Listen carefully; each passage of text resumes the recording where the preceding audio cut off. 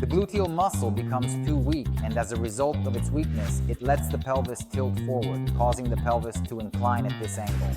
The abdominal muscles, which are located in the front of the body, also become too weak over time, and in a similar way, they allow our pelvis to tilt forward. With this particular condition, the muscles on the back of the legs, such as the hamstrings, also tend to suffer as a result. They are in a state of hypertonicity. Hello friends, my name is Maxim Mamchuk.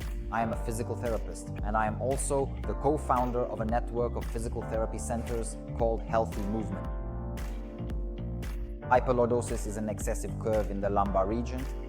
Most likely you've heard about this problem. You've heard that with hyperlordosis, this curvature, we start to experience lower back pain. We treat it for a long time, not really understanding what it is. Then it turns out that we actually have slightly too much of a curve in the lumbar region, which we need to address and restore to a normal state. Today, friends, I will teach you how to get rid of this hyperlordosis, how to eliminate lower back pain, and how to learn to control your pain. Let me explain the biomechanics, which muscles are too weak and which, on the contrary, are overstrained. Look, with hyperlordosis, first the quadratus lumborum muscles contract, as well as the lumbar extensor muscles, which are found in the lower back. Next, the quadriceps, the muscles at the front part of our thigh, will also become tense. Then, the gluteal muscle, which is located in the buttocks, will be too weak, and because of its weakness, it allows the pelvis to tilt forward, causing the pelvis to tilt at this angle. In a normal state, the pelvis should be like this. With hyperlordosis, the pelvis tilts into this position. As a result, the abdominal muscles in our body become too weak, and this weakness also allows our pelvis to tilt forward. Additionally, the Iliopsoas muscle, which is a deep core muscle, becomes shortened over time, and as a result, it pulls on our spine. Here we can see that it attaches to the lower part of our spine and pulls it downward. If the spine protrudes forward, the pelvis also moves forward, and when this happens, it takes on what is known as an anterior tilt. Furthermore, with this particular medical condition, the muscles on the back of the lower leg, which are important for movement and stability, also tend to suffer. They are in a state of hypertonicity. Let's go through it. Hypertonicity, hypertonicity, hypertonicity, hypertonicity, hypertonicity, hypertonicity, hypertonicity. Today, we are doing exercises for the muscle groups I showed you. We'll start where we need to stretch and where necessary, on the contrary, to stabilize.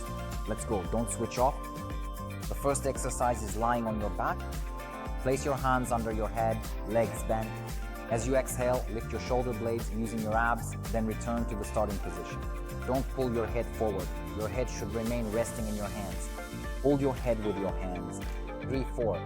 In this way, we actively engage our abdominal muscles, working them so they become stronger. For starters, this will be enough.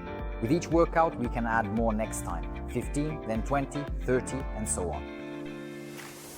Next exercise, we will stretch the quadriceps and the iliopsoas muscle, the front surface of our thigh.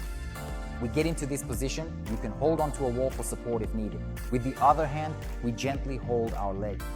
As you exhale, lower yourself down, stretch the front side, then return to the starting position.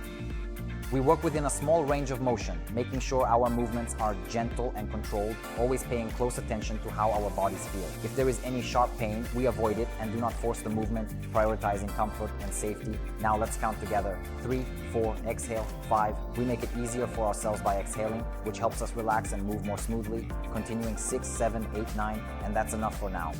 Other leg, same thing. Third exercise. We will be engaging our glutes so they can stabilize our pelvis. Lying on your back, lift your pelvis up, but don't arch your back too high. 3, 4. If you press through your heels during this exercise, it helps to activate your glutes even more, making the movement more effective. 6, 7, 8. At the top of the movement, squeeze your glutes as much as possible, really focusing on that strong contraction before you lower back down. 10 to 15 repetitions of this exercise will be enough. Again, gradually increase the number of repetitions each time. Next exercise, we need to find either a step or some kind of elevation, and accordingly, we will gently and carefully stretch the back part of our leg, focusing on the slow and controlled movement. Just like this, with these exercises, do 10 repetitions for each leg, slowly lowering your heel below the step. 1, 2, 1, 2, You should feel the back of your leg gently stretching and lengthening. 1, 2. Hold the stretch for a moment and notice the sensation. 1, 2, and that's enough. Do about 15 to 20 repetitions like this. And the last exercise in this set, reach for your toes. Stretch with your legs straight, then return to the starting position. Stretch. Return to the starting position. No sudden movements, do it very smoothly. Only as far as your range of motion allows. We should feel the stretch in the back of our legs and at the same time in the lower part of our back. These are exactly the muscles involved in the formation of hyperlordosis. Our goal is to stabilize them. Do about 10 to 15 repetitions like this. I really hope that after just a month of doing this routine, you will first of all feel much better. The lower back pain will go away, and accordingly, your hyperlordosis will return to normal. So be sure to subscribe to this channel. Give it a like. See you in a week.